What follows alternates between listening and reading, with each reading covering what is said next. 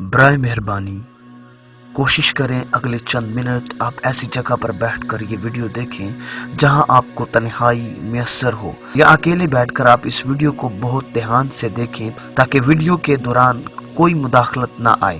اپنے ذہن سے ہر چیز نکال دیں اور اپنی پوری توجہ اس ویڈیو پر لگائیں۔ اپنے وقت، کاروبار، خاندان یا دوستوں وغیرہ کسی کے بارے میں بھی فکر مند نہ ہو۔ اپنے ذہن کو کھلا رکھیں اور میرے ساتھ اس ویڈیو کے آخر تک رہیں۔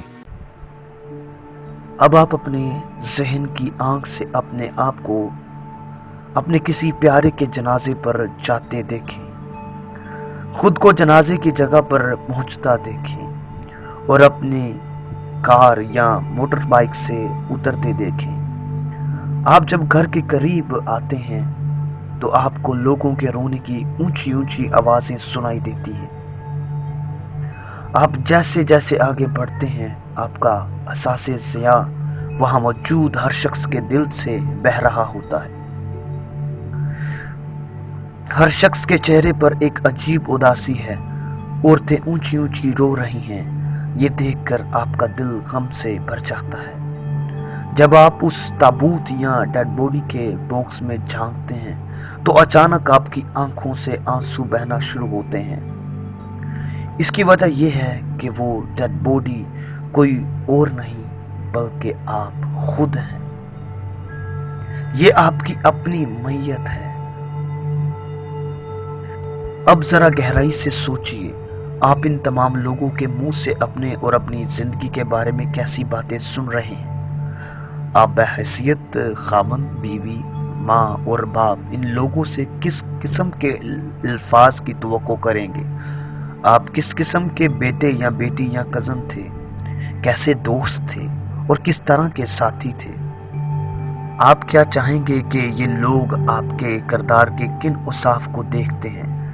آپ کے خیال میں انہیں آپ کے حوالے سے کیسی خدمات اور کامیابیاں یاد آئیں گی؟ اپنے گرد جمع لوگوں کو ذرا بغور دیکھیں، آپ نے ان کی زندگیوں میں کس قسم کا فرق پیدا کیا ہے۔ اس سے پہلے آپ آگے بڑھیں، اپنے ان احساسات کو لکھ لیں یا اس ویڈیو کے بعد لکھ لیں تاکہ آپ کو اپنی زندگی کو ایک اچھے راستے میں لانے اور کامیاب ہونے میں رہنمائی ملے۔ اب جو باتیں آپ نے لکھی ہیں ان پر غور کریں کہ جب آپ اس دنیا سے جائیں گے تو لوگ آپ کو کن الفاظ سے یاد کریں گے۔ آپ جانتے ہیں کہ کورونا کی وجہ سے 2021 میں کتنی اموات ہوئی ہیں۔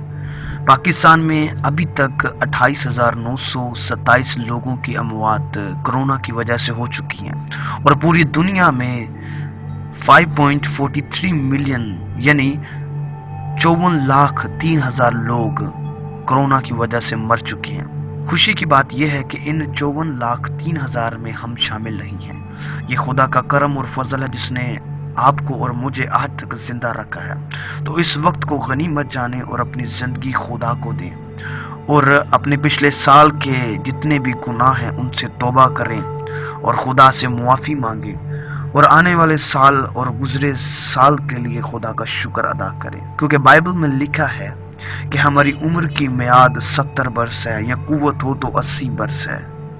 اس پوری ویڈیو کو بنانے کا مقصد یہ ہے کہ ہم اپنے 2022 کے سال میں داخل ہونے سے پہلے سال کے اس آخر کو بھی یاد میں رکھیں کہ ہم نے اس سال میں کون کون سی چیزوں کو حاصل کرنا ہے اور کتنی دیر کتنا وقت ہم نے خدا کو دینا ہے، کتنا وقت اس کی حضوری میں گزارنا ہے۔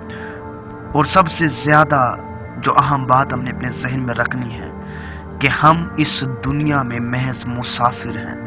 ہم اس دنیا میں محض چند سالوں کے لیے ہیں، اس کے بعد ہم نے ہمیشہ کے لیے آسمان میں رہنا ہے۔ تو اپنے آخر کو ذہن میں رکھ کر ہم اس سال کا آغاز کریں۔ اگر ہم آج بھی توبہ نہ کریں، اس سال بھی اپنی زندگی خدا کو نہ دیں، تو بائبل میں لکھا ہوا ہے کہ درختوں کی جڑ پر کلہاڑا رکھ دیا گیا ہے اور جو درخت اچھا پھل نہیں لاتا وہ کاٹ دیا جائے گا اور پھر آگ میں ڈالا جائے گا۔ میری یہ دعا ہے کہ یہ سال 2022 سب کی زندگیوں میں برکت کا باعث ہو۔ آمین۔ Happy new year.